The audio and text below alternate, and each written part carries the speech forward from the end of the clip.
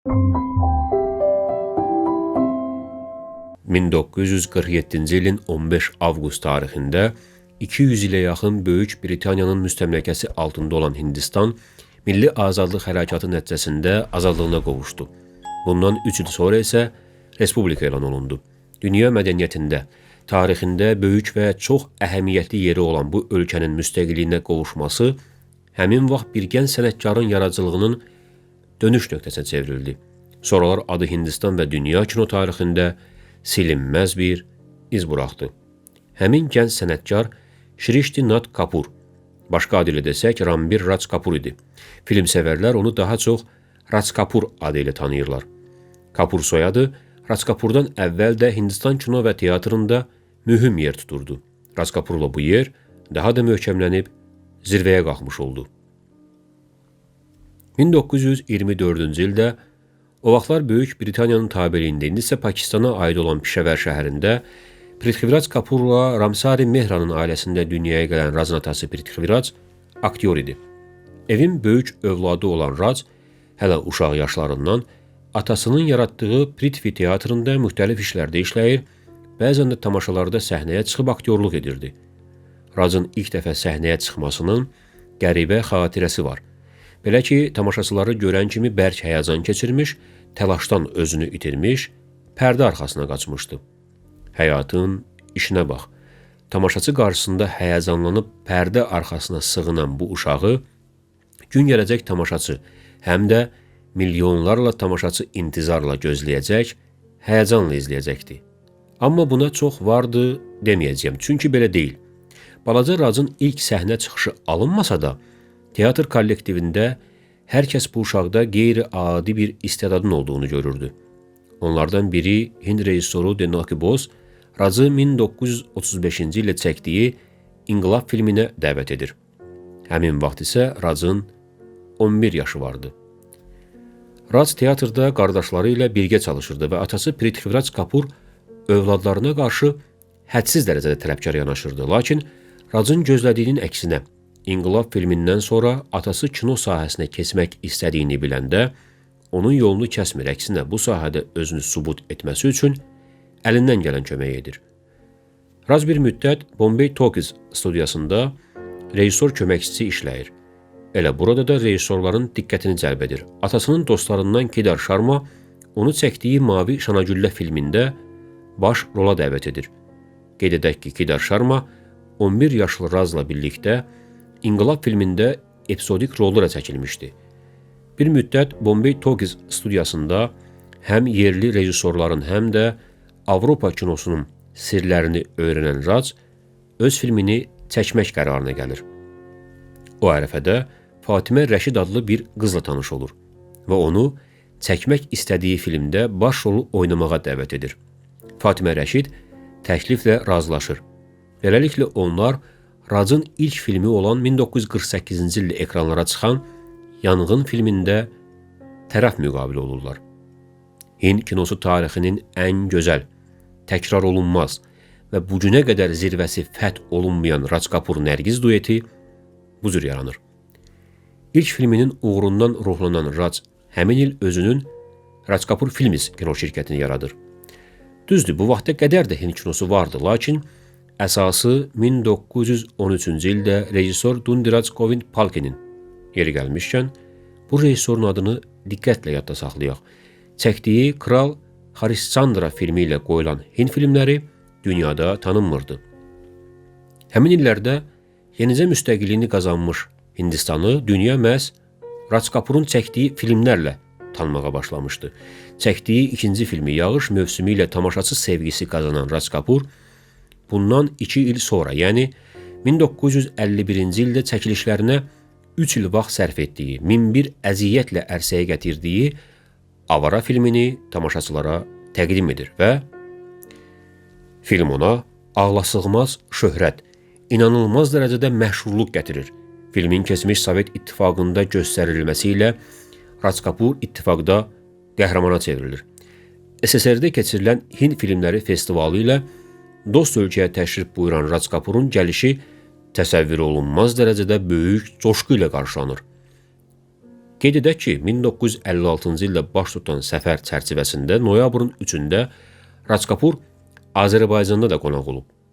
Təyyarə ilə Bakıya uçan sənətkar ölkəmizdə də inanılmaz coşqu və sevgi ilə qarşılanıb. Tamaşaçılarına qarşı diqqəti, ehtiramı Rac Kapurun Azərbaycan tamaşaçısının böyük sevgisini qazanmasına səbəb olmuşdu. Hörmətli izləyicilərimiz, dostlarım, bir müddət əvvəl fəaliyyətə başlayan kanalımızda ötən müddət ərzində azad sözün, alternativ fikrin müdafiəçisi və daşıyıcısı kimi müxtəlif proqramlar hazırlayıb təqdim etmişik. Arzularımız böyük, planlarımız zəngin, yolumuz çətin və uzundur. Bu yolda bizi indiyə kimi tək qoymadığınız üçün sizə minnətdarlığımızı çatdırmaq istəyirəm. Davam etdiyimiz yolda bundan sonra da bizə dəstək olmaq üçün kanalımıza abunə ola, videolarımızı bəyənə, rəy yaza, həmçinin maddi dəstək üçün aşağıda qeyd etdiyimiz hesaba köçürmə edə bilərsiniz. Biz sizə arxalanır və inanırıq.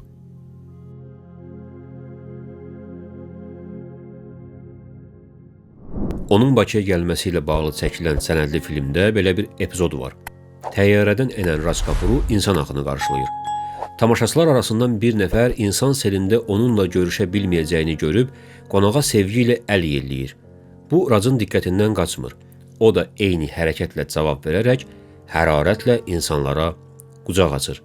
Çox xoş və insanı riqqətə gətirən səhnədir. Avra filmi ilə dünyada tanınan Rac Kapur, Hindistanın kino tanrısına çevrilir. Amma şöhrətdən başı gizələnmir. Onu sevən, əli üstə daşıyan xalqına qarşı nankorluq etmir. Əksinə, Avarada olduğu kimi çəkdiyi digər filmlərdə də xalqının ağır güzəranını, ictimai, siyasi, sosial problemlərini işıqlandırır, bu problemləri törədən səbəbləri çəkinmədən həm də kəskin tənqid edir. Fikrimcə, senarisini Xoca Əhməd Abbasın yazdığı Avara, həm də Dostoyevskinin Cinayət və Cəza romanının özünəməxsus interpretasiyası, Rac Kapur sayağı yozumu idi. Cinayət və Cəza mövzusuna Rac Kapur bir neçə il sonra 1958-ci ildə rejissor Ramesh Saygalın çəkdiyi və yenə Səhər açılacaq filmi ilə bir də qayıdacaq və bu filmdə baş rolu ifa edəcəkdi. Rac Kapur 1955-ci ildə bir növ Avaranın davamı olan Cənab 420 filmini də Xoca Əhməd Abbasın senarisi əsasında çəkir. Cənab 420 filmində də Avara filmində olduğu kimi Nərgizlə tərəf müqabili olur. Filmin musiqilərini də eyni bəstəkarlar yazır. Caykişan Pankal və Shankar Singh Raghuvansh. Avara filmində mahnıları Hindistanın məşhur müğənniləri Muhammed Rəfi və Mukesh ifa edirdi. Xüsusən də filmdəki baş rol ifaçısının həbsdən azad olunub evə qayıdarkən ifa etdiyi mahnı çox məşhur idi. Rac Kapur böyük sənətkar olmaqla yanaşı, sənəti, sənətkarı qiymətləndirən, onların dəyərini bilən, təkəbbürdən uzaq, təvazökar insan idi. Canlandırdığı obrazların bir çoxunun mahnılarının ifaçısı, uzun illər əməkdaşlıq etdiyi dostu Mukesh vəfat edəndə, Rac kədərini bu sözlərlə ifadə etmişdi. Mən artıq səsimi itirdim. Rac Kapur təkcə öz ölkəsinə deyil, bütün dünyaya məhəbbətlə yanaşırdı. Çəkdiyi filmlərlə Hindistanı dünyaya göstərən ustad sənətkar qazandığı sevgi, məhəbbət və mükafatlarla dünyanı da Hindistana gətirirdi.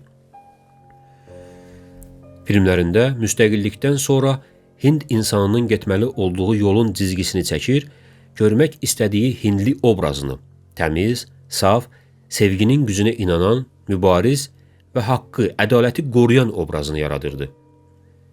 Təsadüfi deyil ki, Rac Kapurun filmlərindəki qadın obrazları güclü, iradəli xarakterə sahib olmaqları ilə seçilirdilər. Amma o, təkcə Hindistan insanı deyil, dünyadakı bütün insanları belə görmək istəyirdi. Bu baxımdan, prodüseri olduğu rejissor Prakash Aroranın Ayaqqabı silənlər, özünün 6 ilə çəkib 1970-ci ildə ekranlara çıxan Mənim adım Təlxəkdir, 1978-ci ildə fəlsəfi mövzuda çəkdiyi İnsan, Tanrı və Gözəllik filmlərinə baxmağa dəyər.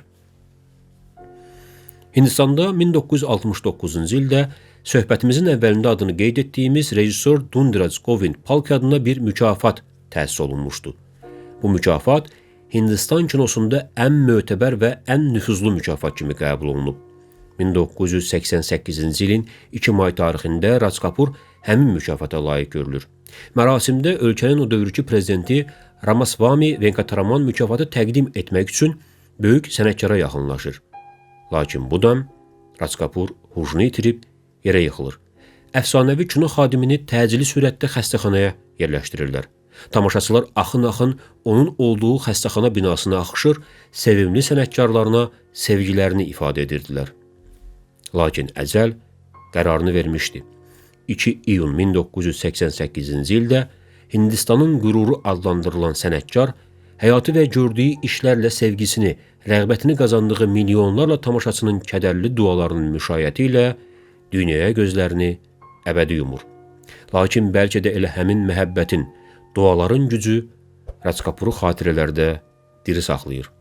Xalqının bu cür təmənnasız vəfasını qazanmaq isə hər sənətkara müyəssər olan xoşbəxtlik deyil. Ruhu şad olsun.